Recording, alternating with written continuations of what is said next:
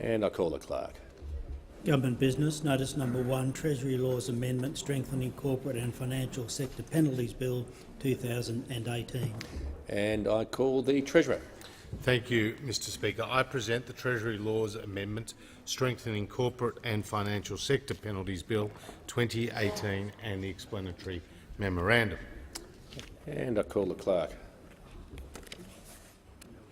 First reading, a bill for an act to amend the law in relation to penalties and other enforcement mechanisms within legislation administered by ASIC and for related purposes. Call the Treasurer. I move that this bill be now read a second time.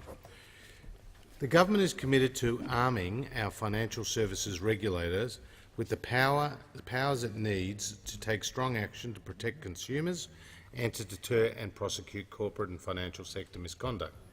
This is not only necessary to ensure that individuals and corporations who do the wrong thing are appropriately punished, but it's also an essential part of rebuilding community trust in the financial services industry.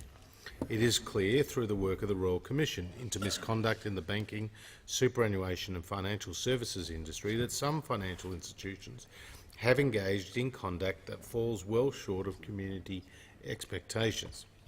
This is not acceptable. This bill delivers a clear message to those financial institutions and individuals that complying with the law is not negotiable. If the law is breached, the courts will have a broader range of penalties to impose, which will act as a significant deterrent. The bill amends the Corporations Act 2001 to more than double maximum imprisonment penalties for some of the most serious white-collar crimes, bringing Australia's penalties in closer alignment with leading international jurisdictions. This bill will increase civil penalties for individuals by more than 5-fold and increase civil penalties for corporations by more than 10-fold.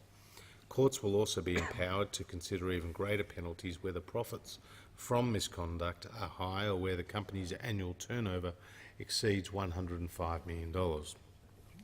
For example, in circumstances where a financial institution breaches its licence to provide financial services efficiently, honestly and fairly, at the moment there is no penalty apart from taking licensing action, including taking their licence away. Under the new law, individuals could face a maximum civil penalty of 3 times the benefit gained, or just over $1 million, $1.05 million, and companies could face a maximum of $10.5 million, or 3 times the benefit gained, or 10% of annual turnover, capped at $210 million. Courts will have the power to strip people of their ill-gotten gains to ensure contraveners can no longer profit from their misconduct. This bill includes important reforms that put consumers first. In addition to the stronger penalty framework, the Corporations Act will be amended to ensure courts prioritise compensating victims over collecting penalties from offenders. The Legislative and Governance Forum on Corporations was consulted in relation to the bill and has approved the bill as required under the Corporations Agreement 2002. The Government is committed to taking action to reform the financial sector.